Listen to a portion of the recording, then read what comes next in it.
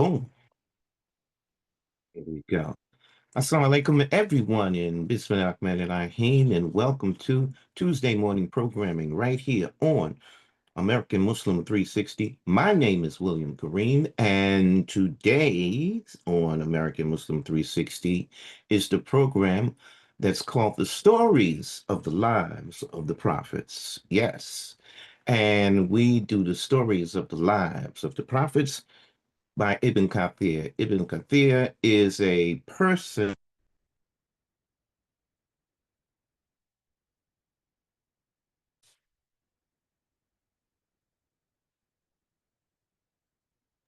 We've lost your sound. We're not hearing you.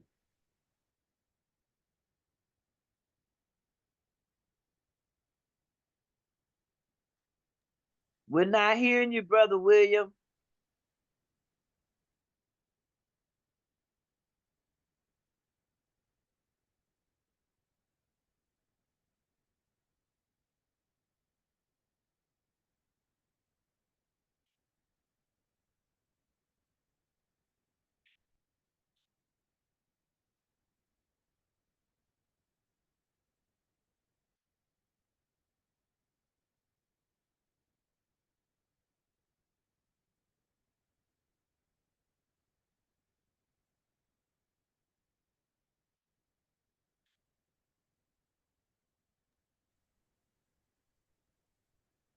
We, we're not hearing you.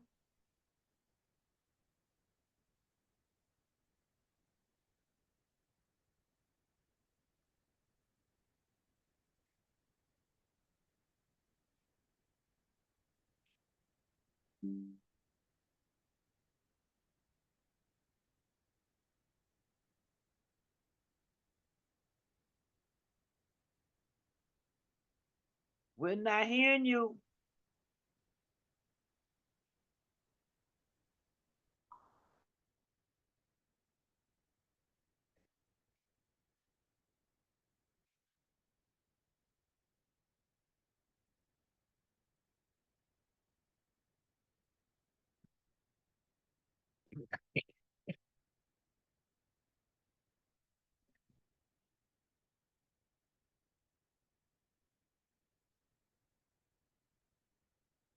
Okay. There you go. My headphones are no longer connected. And so I know that you can hear me now because I see that my Yeah, audio is working. All right. absolutely. Yes. Okay. So, um, as I was saying, what we do on Tuesdays is we read from a book by Ibn Kathir called The Stories of the Lives of the Prophets. And this is the prophets that we're talking about, the religious prophets from Adam to Prophet Muhammad, which one is about 25, which is 25 prophets. That's as far as we go. They say that there have been over 2,000, about over 2,000 prophets and messengers, but there are 25 that are specifically uh, uh, um, uh, 25 are specifically concentrated on in Islamic theology. The other point that I would like to make is many of the prophets that are in the Torah and the Christian Bible are also in the Quran. However, there are some differences.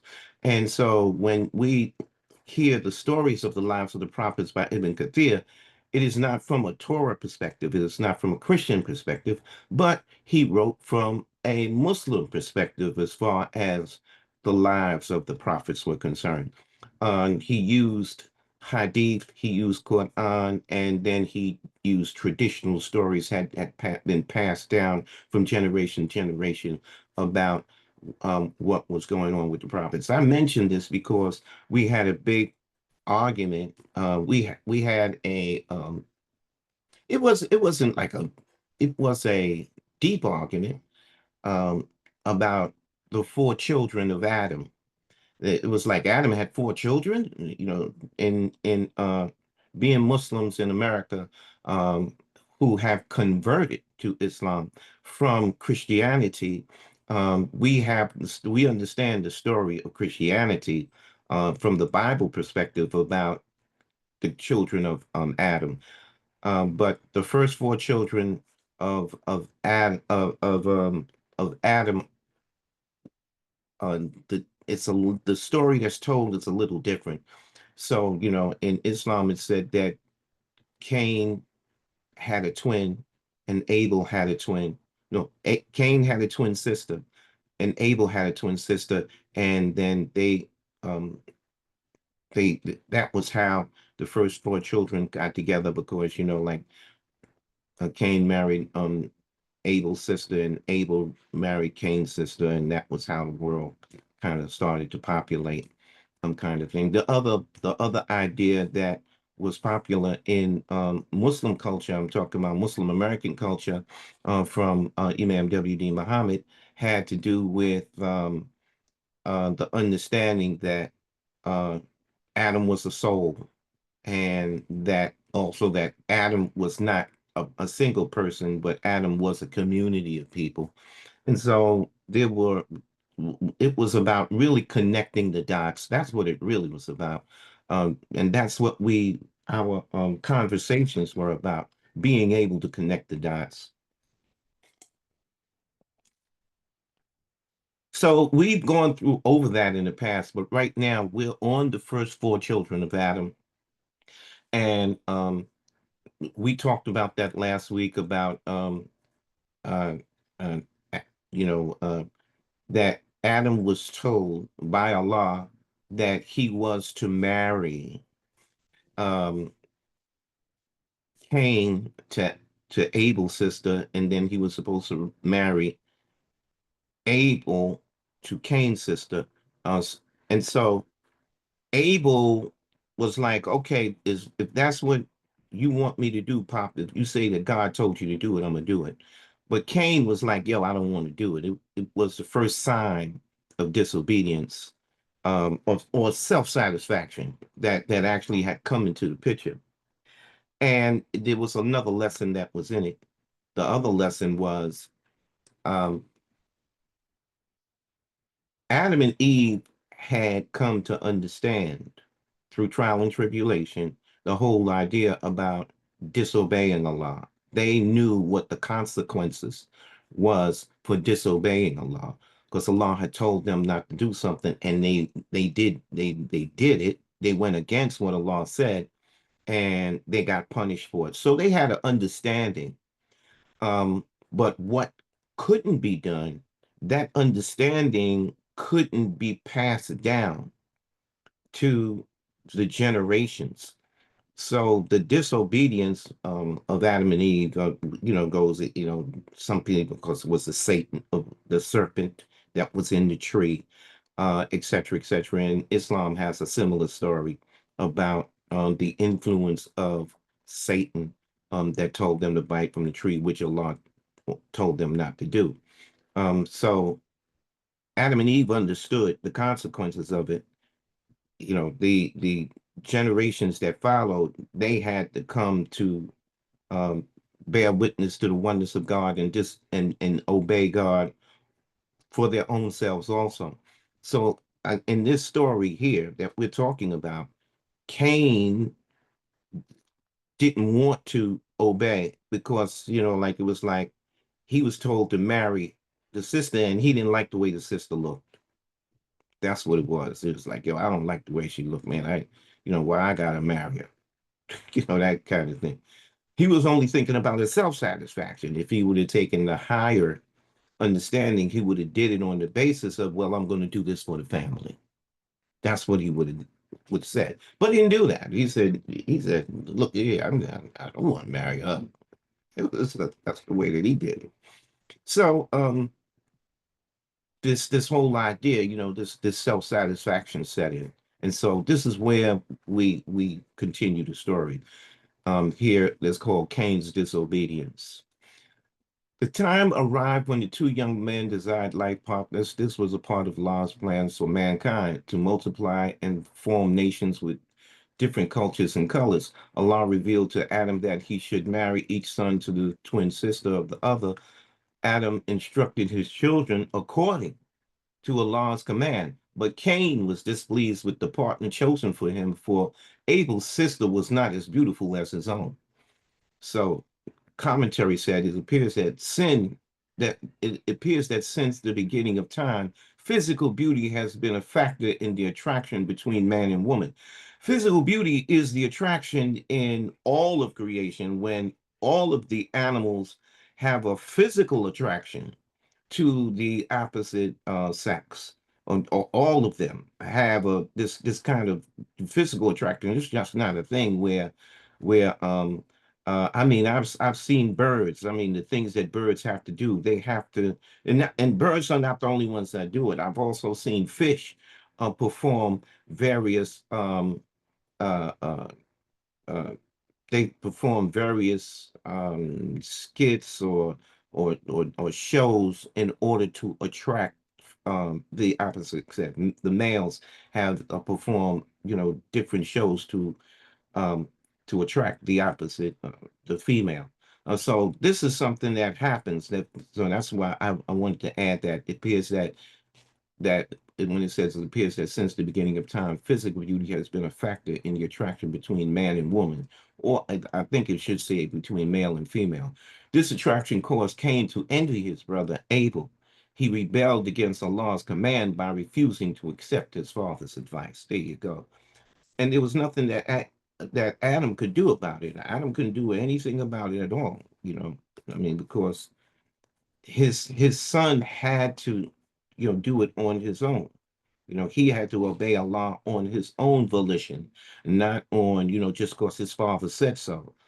It couldn't be like that. So, so again, Adam instructed his children to obey Allah's command, and so Cain um, started to envy his brother because he rebelled against Allah's command by refusing to accept his father's advice. At first glance, Cain's rebellion might appear strange, but we should remember that although man has a pure nature, but the potential for dichotomy exists. In other words, he had both good and bad qualities. He had become greedy, covetous, possessive, selfish, and even destructive.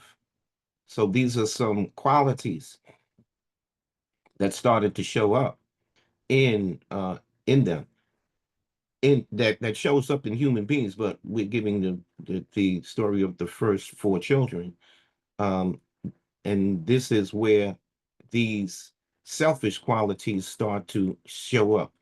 Greed is a thing of selfishness. Covetous is a thing of being selfish. Possessive is an idea of selfishness, and sometimes in order to achieve and accomplish the satisfaction of these things, you can become destructive. It can become destructive because it's winds up being all about you. And this is something that has followed the human being as time is going on.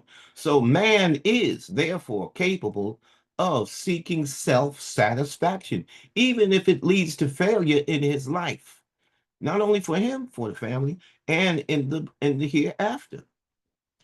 So you know the selfishness, this kinds of the behavior, you know, winds up not. It might be good for the person, but it may not be good for the family. So it's not good for the family. It's not good for the community, and that's where things start to go haywire. The path to goodness lies in harnessing the enemy within oneself. His basic self His basic self. Okay, let me see. The path to goodness lies in harnessing the enemy within him, talking about Cain, his baser self, by controlling evil through thoughts and deeds and practicing moderation in his desires and actions. His reward then would be the delight of this world and the hereafter.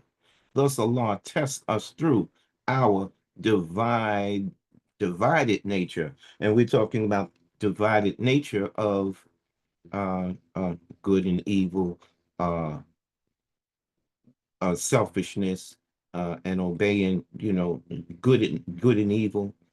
So there's this divided nation, this divided nature of us as human beings, and we have to make those kinds of choices. And it is said that this is not only good as far as this world is concerned, but also in the hereafter.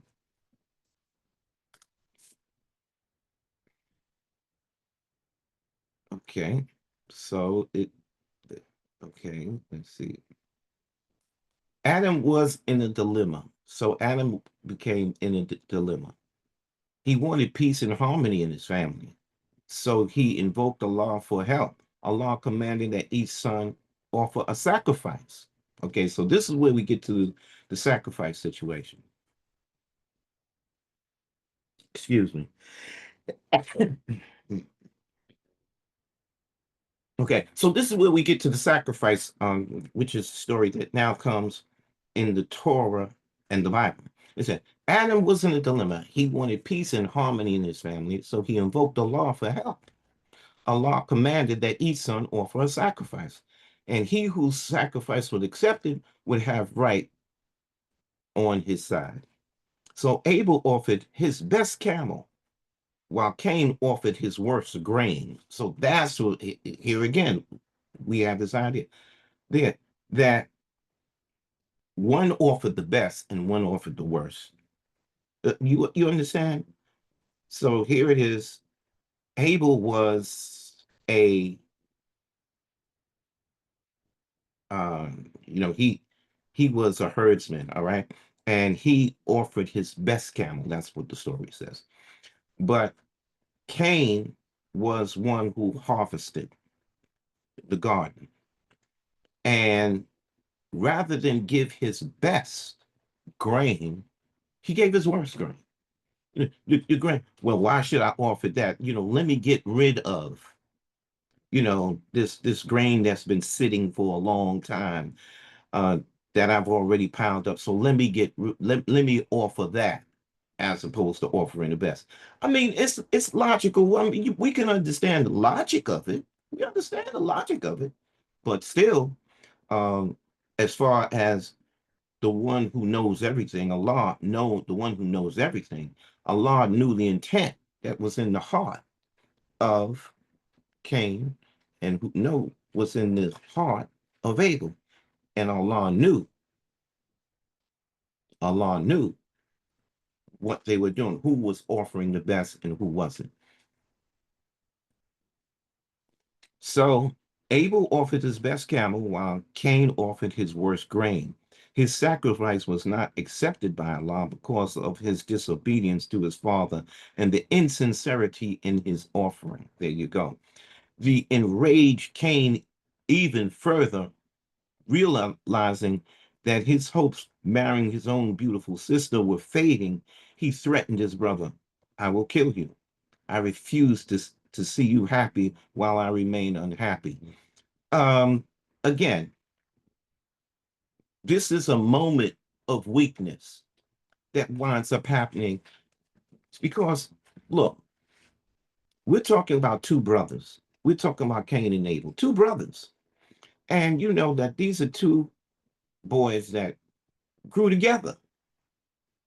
They grew together. It's not like they didn't have love for each other at one time.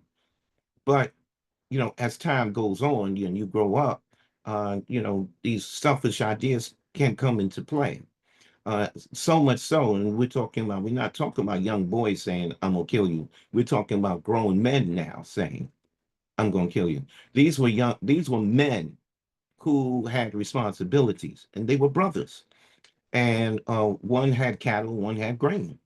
And their father told them that they had to do something, and Abel said, okay, if that's what you want me to do, Pop, I'll do it. Whereas Cain said, yo, I don't want to do it. So this is where the selfishness come in. And so um, Adam, seeing this, didn't know how to handle it. So he asked Allah, look, I'm in a situation here. What should I do? And so Allah winded up putting Cain and Abel to a test. and the test he put them to. He told both of them to make a sacrifice. You know, that's it. Just make it best, just like that. Tell both of them to make a sacrifice. So, depending on the heart, now, depending on the heart, Abel makes his sacrifice and he gives his best, while Cain makes the sacrifice and he gives his worst. And so, the one who knows everything, the all wise, the all knowing God who created them, who allowed both of them to exist, knew what was in their heart.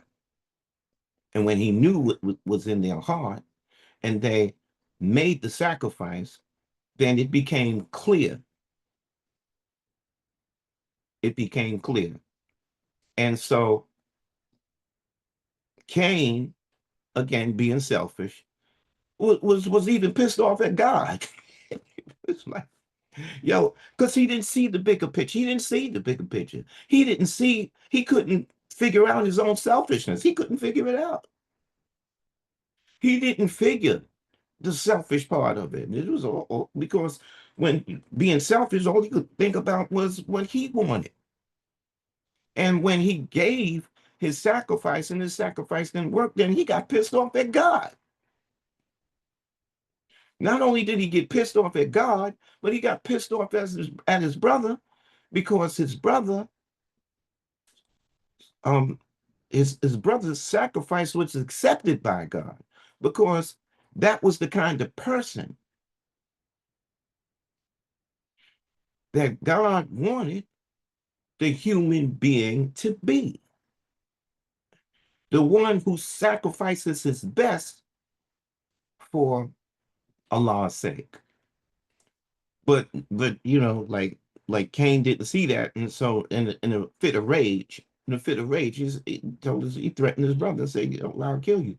I don't know how it went, but I hope his brother didn't, joke with him. Your sacrifice wasn't accepted. I hope his brother didn't do that because that might have got Cain to the point and said, yo, man, I'll kill you.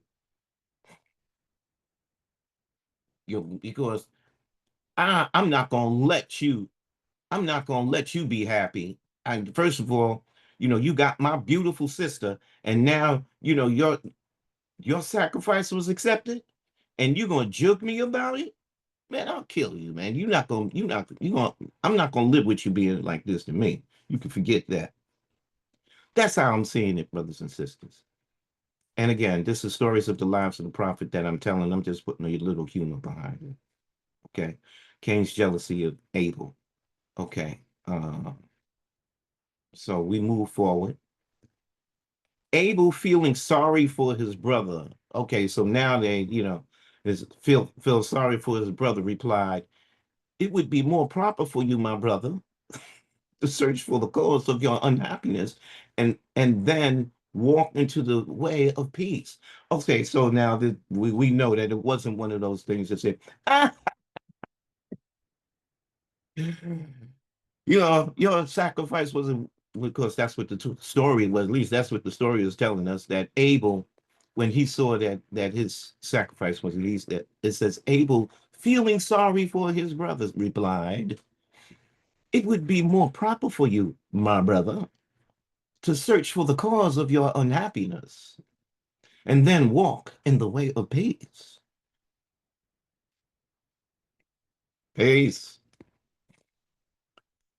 Allah accepts the deeds only from those who serve and fear Him, not from those who reject His commands. He said that like the saints that we have that we see today. Okay, it would be more proper for you, my brother, to search for the cause of your unhappiness and then walk in the way of peace. Allah accepts the deeds only of those who serve and fear Him, and from those who reject His commands, my brother. So that's how it feels. I'm just giving you a current um, feeling of it, so that we just kind of get the story. So then what happens is the first death. Abel was intelligent, obedient, always ready to obey the will of Allah. This contrasted sharply with his brother, who was arrogant, selfish, and disobedient to his Lord. This is what happens with human beings. And this is where we see the parting. And all of this has to do with, see, they're not saying it, but we should understand that the idea of being arrogant, the idea of being selfish, the idea of being disobedient is the influence of Shaitan, the devil, the influence to the jinn spirit that is in the wrong way that is in each human being. That the whisperer, the whisperer is the helps to helps to support arrogance. The whisperer helps to support selfishness, and the whisperer is one who helps to support disobedience to the creator of the heavens and the earth. It is the whisperer that does that. Abel did not fear his brother's threats, but neither did he want his brother to be hurt. So that's a good man. You know, you know, I'm look, I'm not worried about you. As a matter of fact, I'll beat your behind if I have to. I could beat you behind if I wanted to. Okay, so I'm not worried about you. You my brother. But like I'm concerned about you because like you have this feeling kind of thing going on. So he didn't want his brother to be hurt. Allah had blessed Abel with purity and compassion. So we're talking about two different hearts here. That's what we're talking about. We're talking about the way that two different hearts, and this is the analogy that's being used. That's the story that we should get from the idea of Cain and Abel. This idea that is gotten from them. That's how we should look at it. That is the development in the early development of Adam's family as the development of two types of human beings, one who has a compassionate heart and one who has a rebellious heart, okay, which are the two qualities that Adam and Eve had to face in the garden. They had to face that. And so now it has become apparent. They are, I mean, Adam and Eve could actually see this. They could see this playing out in their children. And so you could see why Abel winds up, making the prayer, to God to tell him. And so to make it even more apparent, to even make it more apparent, they were told to make the sacrifice. And it became even more apparent, not only to Adam and Eve that was watching it for themselves, but it became apparent in the two children, Cain and Abel. And this is the story of Cain and Abel, the lesson that the Cain and Abel story is telling us that, you know, uh, one can develop a good heart and one can develop a rebellious heart that can be influenced by Satan, the whisperer.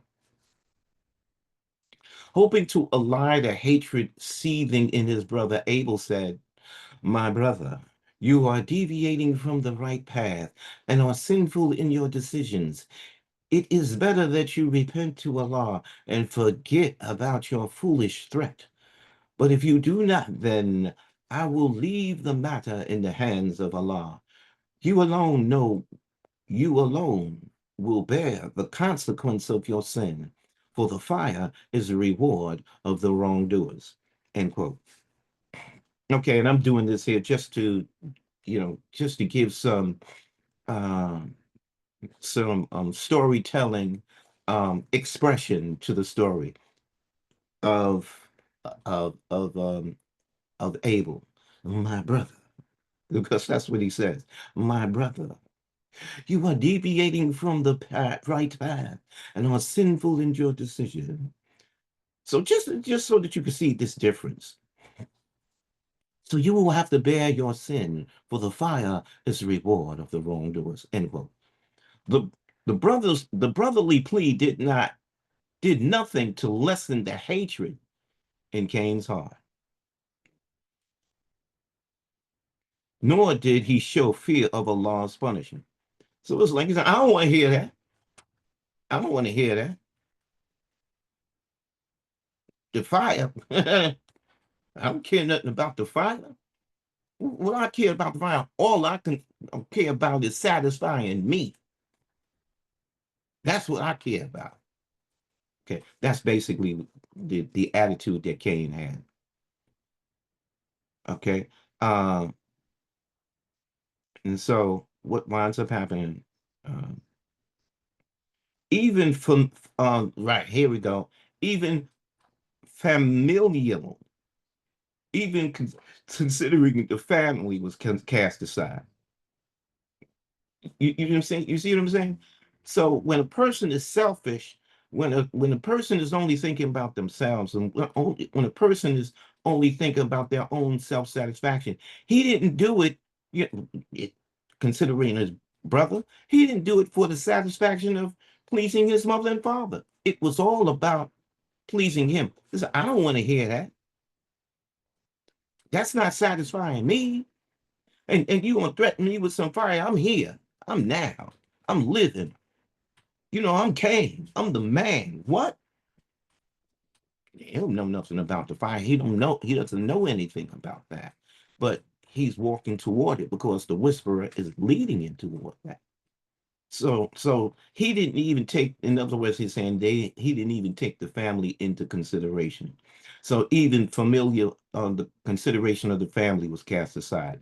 Cain struck his brother with a stone, killing him instantly. This was the first death and the first criminal act committed by man on earth. When Abel had not appeared for some time, so now they must have been away someplace when this happened, because it says that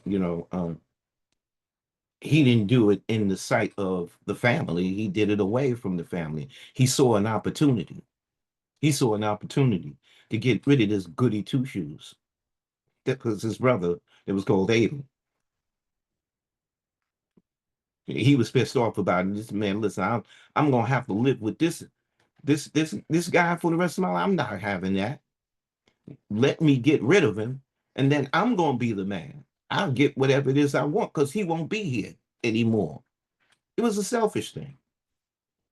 This selfish desire drove him to kill his brother, to get rid of him. I'm gonna get rid of him, and then and it may have been in a state of rage that it happened. He might have had that kind of uh, uh, that kind of thing may have swelled up in him, and he didn't have no control of it, and he winded up, just like in a fit, and he just took a took a stone, and just hit his brother, and just one time, and boom, the brother died. And it's like maybe if maybe if the brother got up, and maybe he wouldn't have did it again, but the way that it went, he hit his brother just one time, and boom, his brother was gone, and there was nothing he could do to correct it.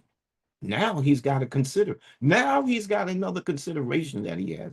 It's like, oh wow, uh-oh, it's a uh-oh moment. Uh-oh, the uh-oh moment. It's one of those damn moments. It's like, oh wow. Now it's a realization. I'm sure he didn't necessarily want his brother to die, but in a fit of rage, when we do things in a fit of rage and then we get a bad consequence from it, it's like it becomes a oh wow moment. It's like something you want to take back, and it was something he couldn't take back. Once he did it, it was like boom. It was like Abel, Abel, Abel, get up. And so it wanted putting him in a moment. He had a moment. And now it's a moment of realization. That's what it becomes. Uh-oh. Because again, I don't think he didn't love his brother. He grew up with this guy. He grew up, Cain grew up with Abel. So there was a love. It's just that what wound up developing in Cain was a selfishness, was an arrogance. And it drove him Especially since he didn't have regard for Allah, especially since he didn't have that kind of regard for Allah, he wasn't listening to his better self. He was listening to his worse self. And in the process of not listening to his better self, the worse self took over and caused him to do something. He wound up picking up a stone and killing his brother.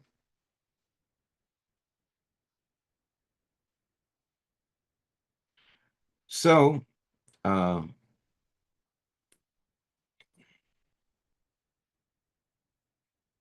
again, so this is what so this is the situation. So it's a oh wow moment.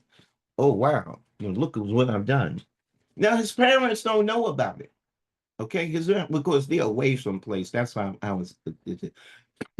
Cain struck his brother with a stone, killing him instantly. This was the first death and the first criminal act committed by man on earth. When Abel did not appear for some time, okay, because now what happens is Cain goes back to the family. And the family's looking for, Abel to come back. They saw Cain come back, but they didn't see Abel come back. And this is where the famous line comes in, this famous line that's in Christianity and in the Torah also. When Abel had not appeared for some time, Adam began to search for him, but found no trace of his beloved son. He asked Cain about Abel's whereabouts, and Cain insolently, he was insolent, arrogant.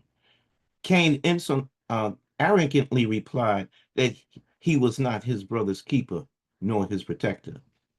So that's where, that line comes from. I'm not my brother's keeper. That's where the line comes from in the Torah and Christianity. And we see that also that line comes in even in uh, the traditional story of Islam. That line comes in. I'm not my brother's keeper, but we could see what the situation is. So again, this arrogance that's in Cain, man, is deep. I mean, he did it. It's like, don't ask me about him. From these words, his father understood that Abel was dead and Adam was filled with grief.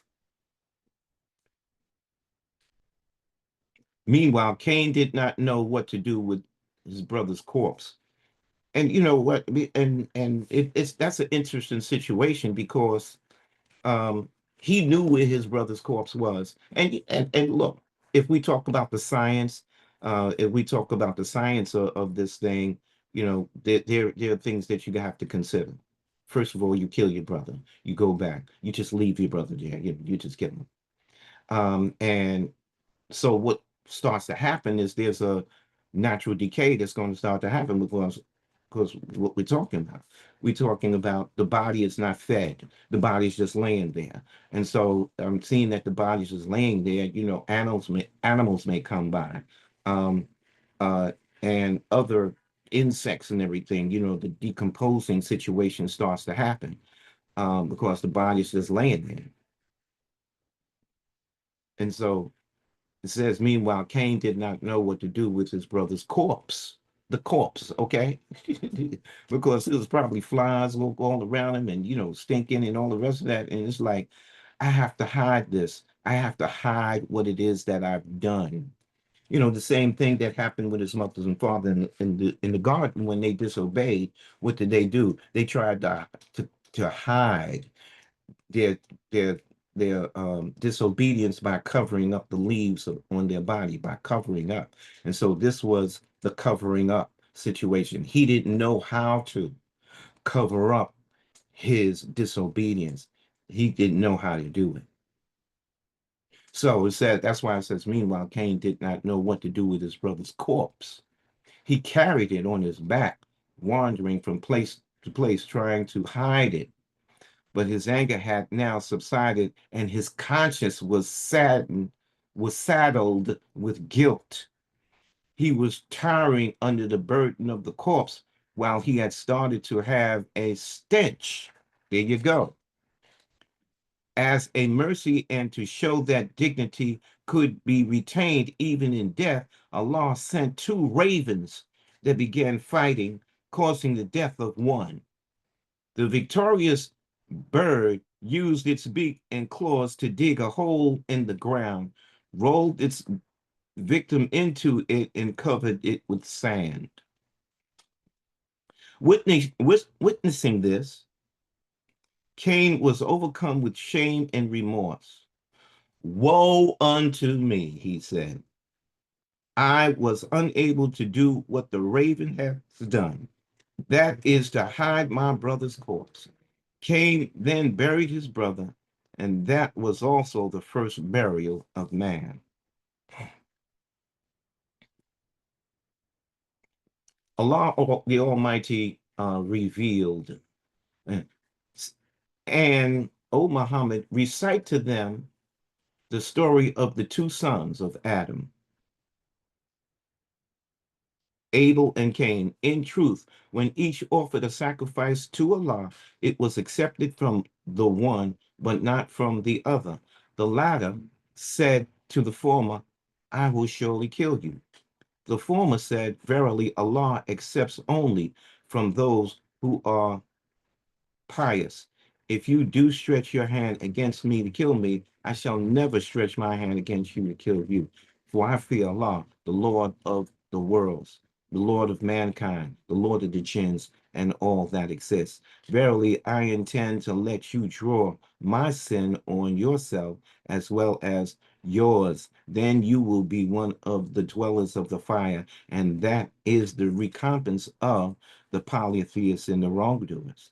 So the self, so the so the self of the other encouraged him and made fair seeming to him the murder of his brother. He murdered him and became one of the losers. Allah sent a crow who scratched the ground to show him how to hide the dead body of his brother. He then He, the murderer, said, Woe to me, as I am I not even able to be as this crow and to hide the dead body of my brother. Then he became one of those who regretted. And that's in the Holy Quran. That's Surah 5, verse 27 through 31. Let's see something here. Wow, it's 57 minutes have gone past already. So I'll open up the telephone lines if anybody wanted to have anything to say. Surah 5.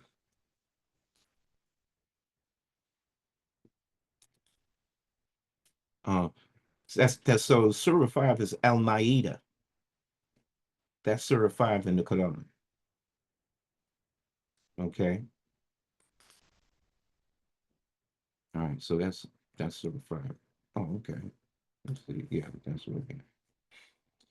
So we got a couple of minutes left. The first murder from various hadiths. Okay, so there are some hadiths that also talk about it.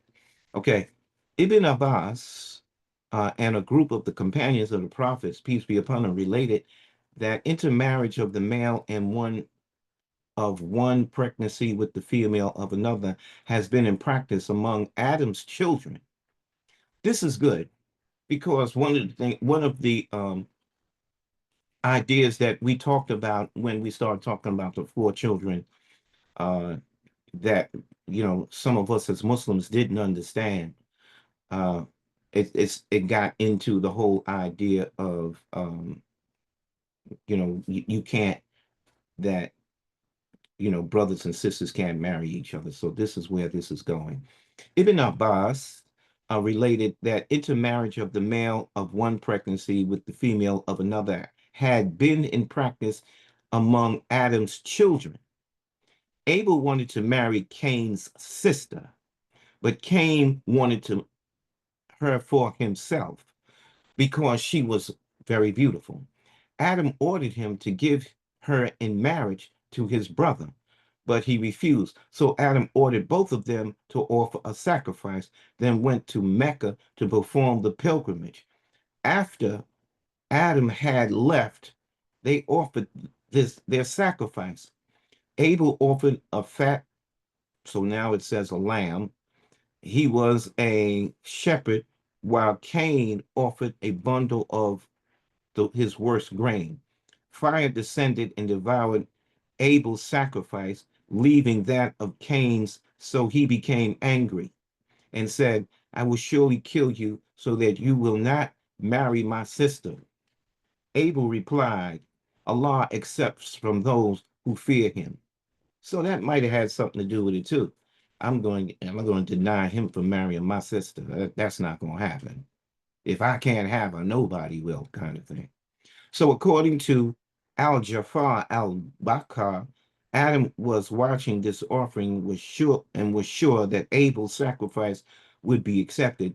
Cain complained to Adam that the acceptance was due to his supplication for Abel and that he had not done the same for him. So here it is. This story is saying that Cain pitched a bitch to his father and said that the reason why Allah didn't accept my sacrifices because you put it on Adam, because you prayed for Abel and you didn't pray as much for me. That's what he did.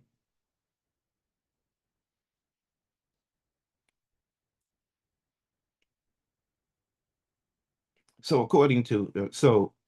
Cain complained to Adam that the acceptance was due to his supplication prayers for Abel and that he had not supplicated enough for him.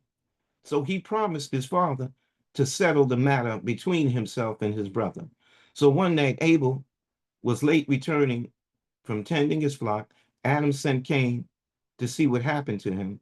When he found him, he glared at him, saying, yours was accepted and mine was not.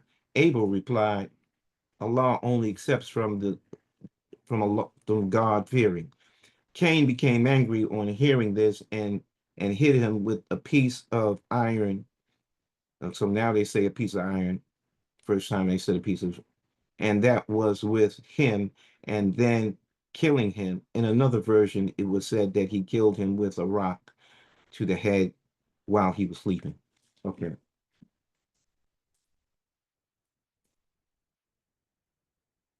Okay. Let's see. Adam preaches to his children. Adam was utterly grief stricken by the loss of his two sons. One was dead, the other was won over by Shaitan, by the devil. This is what the story says, ladies and gentlemen, brothers and sisters. But it's something that we use our Muslim common sense to come to understand. One was dead, the other was won over by the devil. Adam prayed for his son and turned to mundane matters, for he had to toil for his sustenance. At the same time, he was a prophet advising his children and grandchildren, telling them about Allah and calling them to belief in Allah. He told them about Iblis and warned them by recounting his own experience with Shaitan and how the Shaitan had tempted Cain to kill his brother.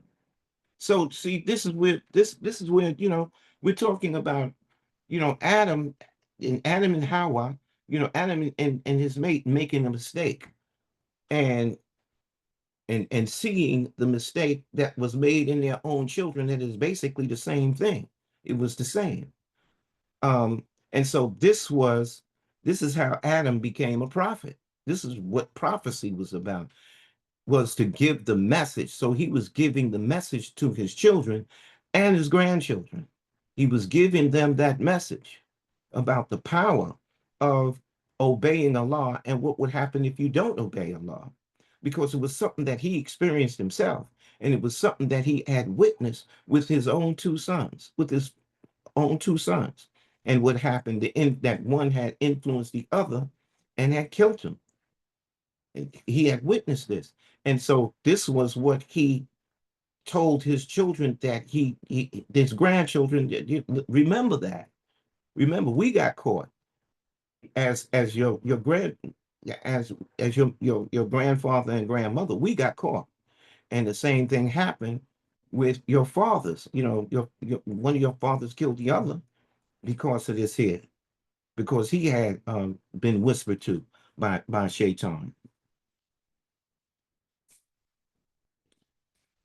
So we're going to leave it right here, and I'm leaving it here for a reason because there's something. The next topic is going to be Adam's successor. This is going to be interesting because I'm going to add something to this story that's not being told. I'm going to add something to this story that's not being told. Um, with which has to do with the next prophet in line, which winds up being Seth. Okay, so that's why we're going to leave it here. Um, Again, we're reading from Stories of the Lives of the Prophets by Ibn Kathir. Ibn Kathir is lived over like a century ago.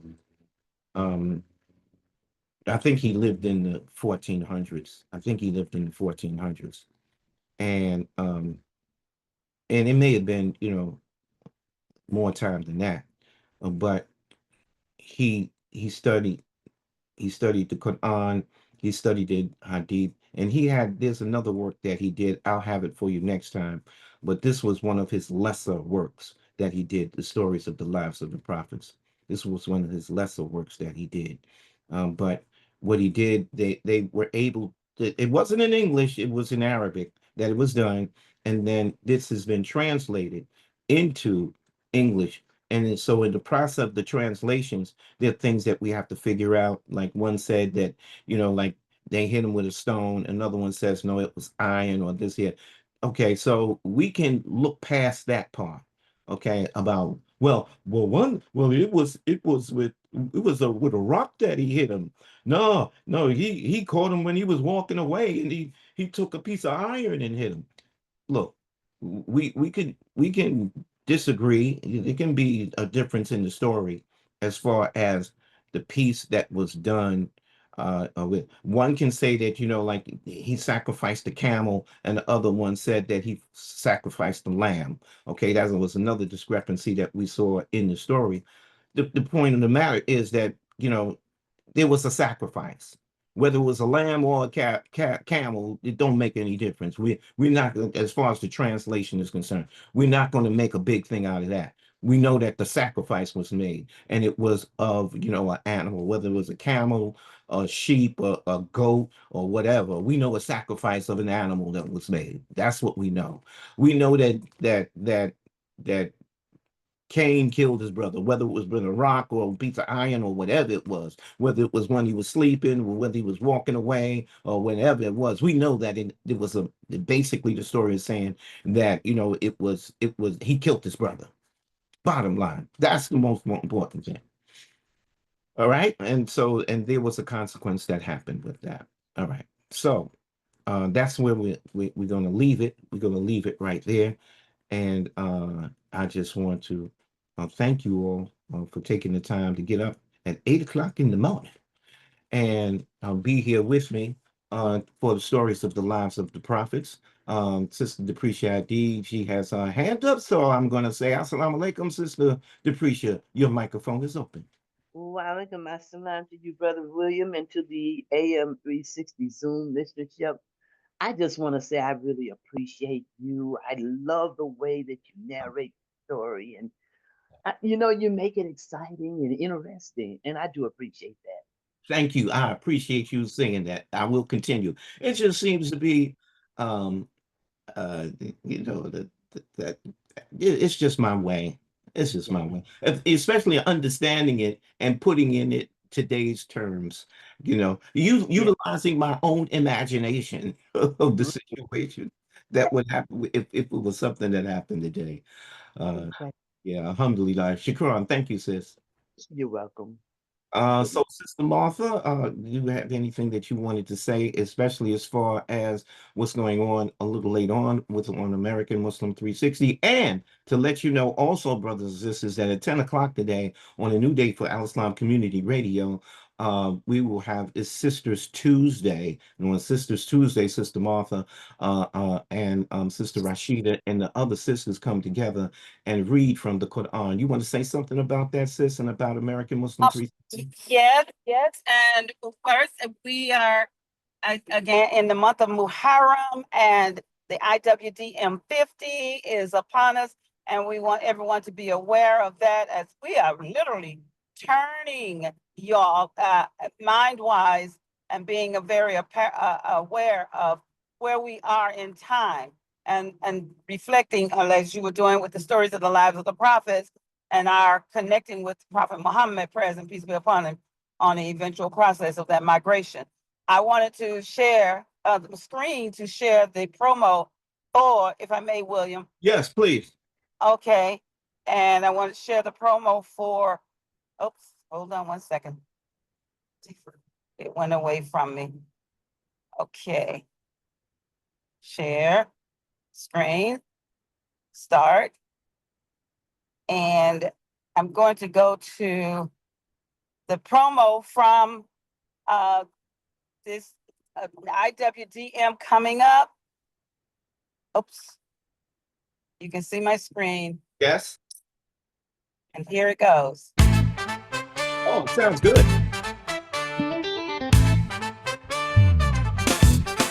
Gather round, it's time to cheer. 50 years of love and light, we're here. Celebrating legacy, shine. Dean's vision, guiding our flight. Hey, it's the IWDM 50 strong in. A journey through the past where dreams transcend. From his wisdom we rise, we thrive. Honoring the legacy, keeping hope alive. Hey.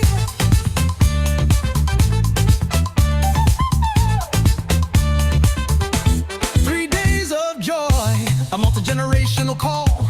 New leaders emerging, we're growing tall. From community life to human excellence, together we strive to magnify this great existence. Hey, it's the IWDM 50 strong in.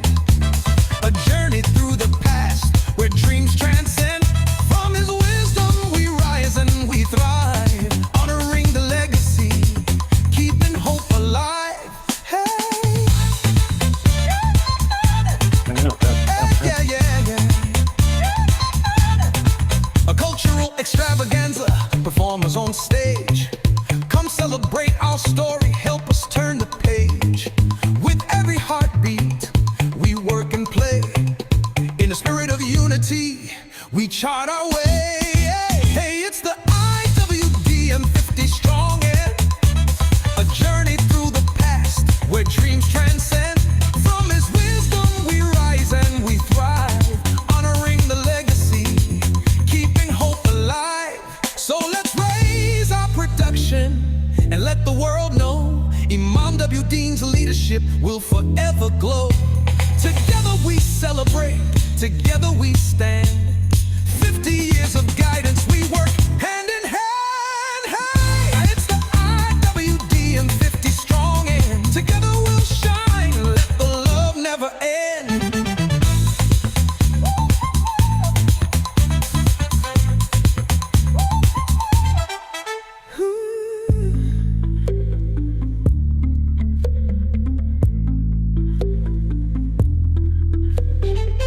So let's raise our production and let the world know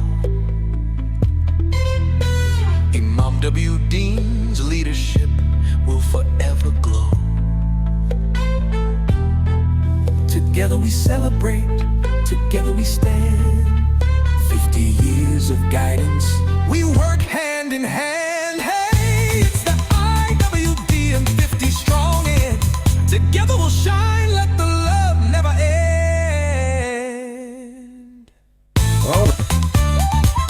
All right. Oh yeah, yeah. Oh,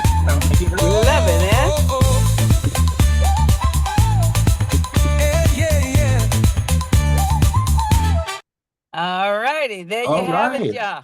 All right. Alhamdulillah. And so when will this take place and where? It will take place August 1st through the 3rd in Philadelphia, the first masjid that Imam actually taught at there taught. And the streets will be closed off at Masjid Allah in Philadelphia. Yes, and more information to get more information. Oh, okay. And this is being promoted by the IWDM community. And hold one quick moment. One quick moment. And let me stop sharing. Yes.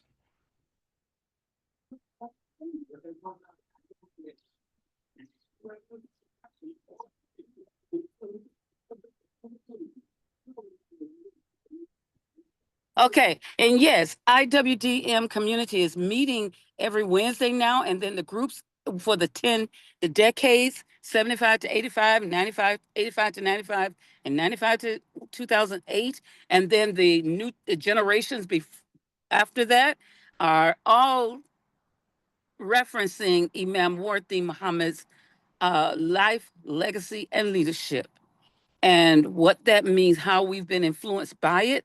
And we can show that unity exists. We just have to make the connections with one another. And that's what we will be doing in Philadelphia, making the connections. Others have held reflections of the 50 years of Imam's leadership in other areas.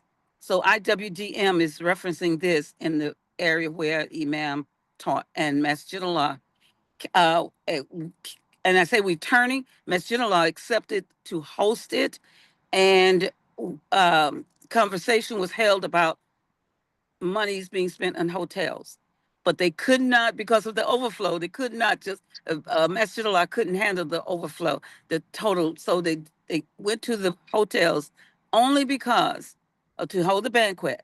That's what I'm referring to, and an additional presentation by Khalida Akbar will be with vows, and Latifa Hameen will be making a representation there too, all in reference to marriage being that bonding agent and the eventuality of all of the human family. So it's going to be a presentation right across the hall prior to the banquet. So you just come dressed, ready to be for the banquet, but it starts at Juma.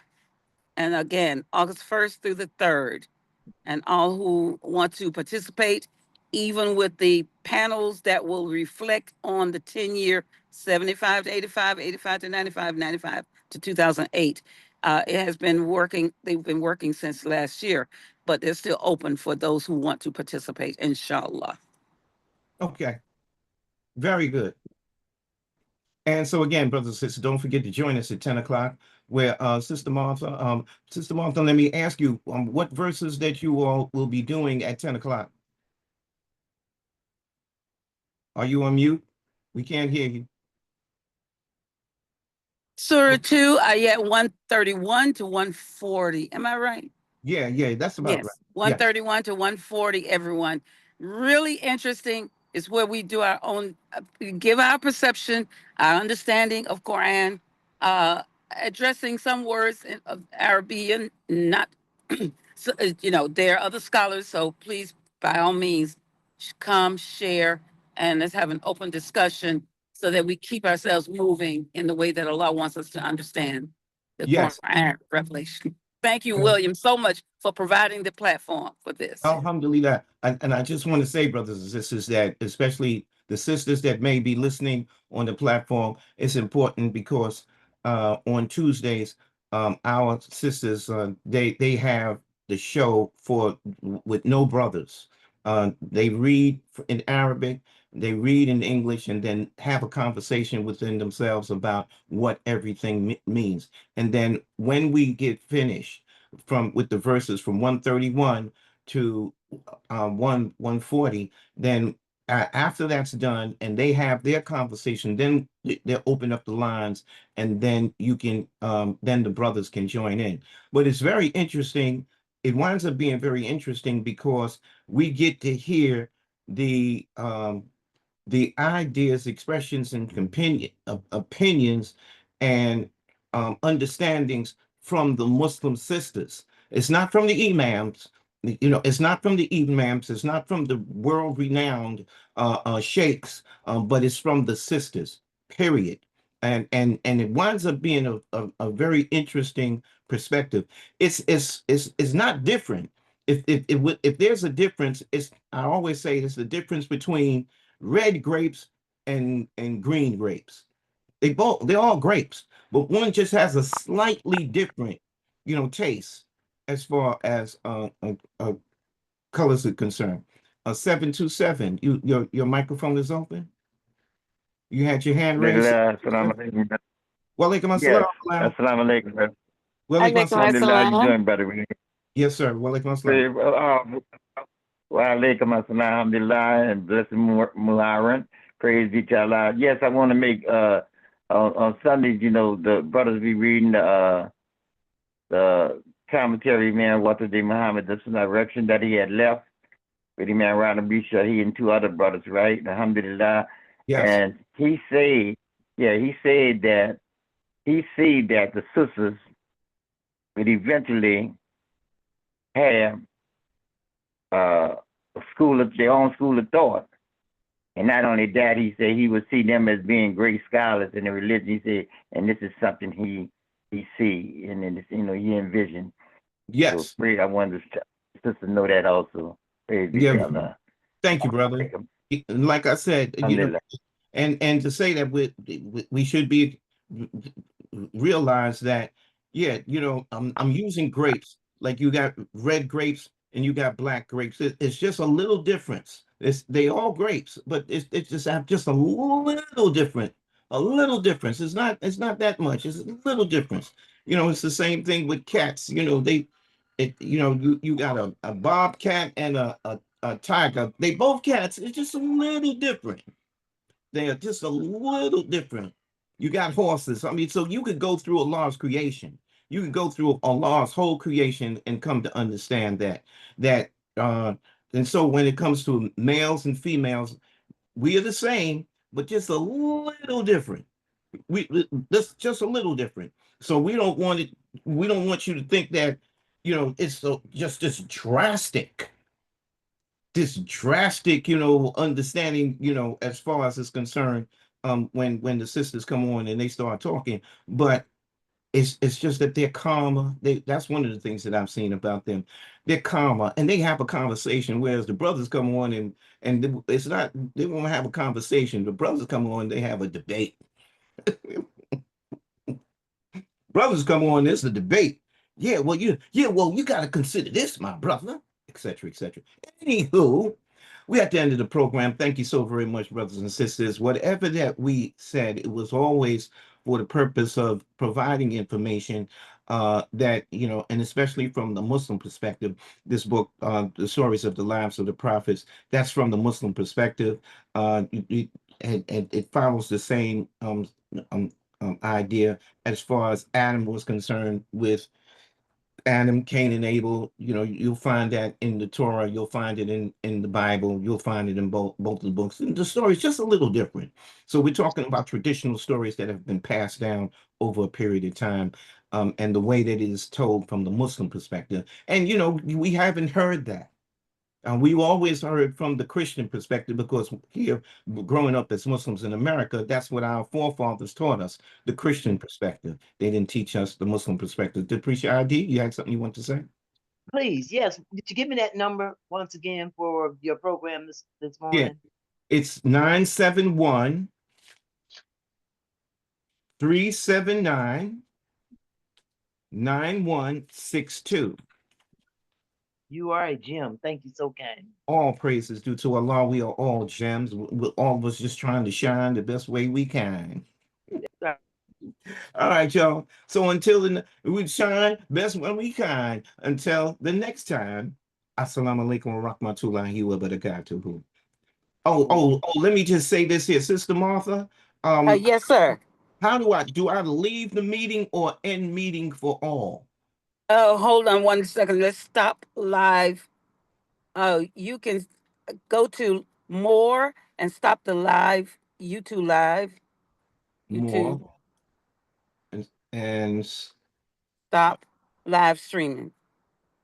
Okay, it says docs, notes, whiteboards, live stream, stop live stream. Okay, Yes.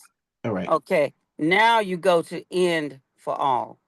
Okay, and for oh, very good. Thank you. Now I know. I'll make sure Alhamdulillah. to practice that for the next time. Thank you again, sisters Thank you. and brothers. Assalamu alaikum warahmatullahi wabarakatuh. Alaikum assalam wa rahmatullahi wa barakatuh. See you 10 o'clock.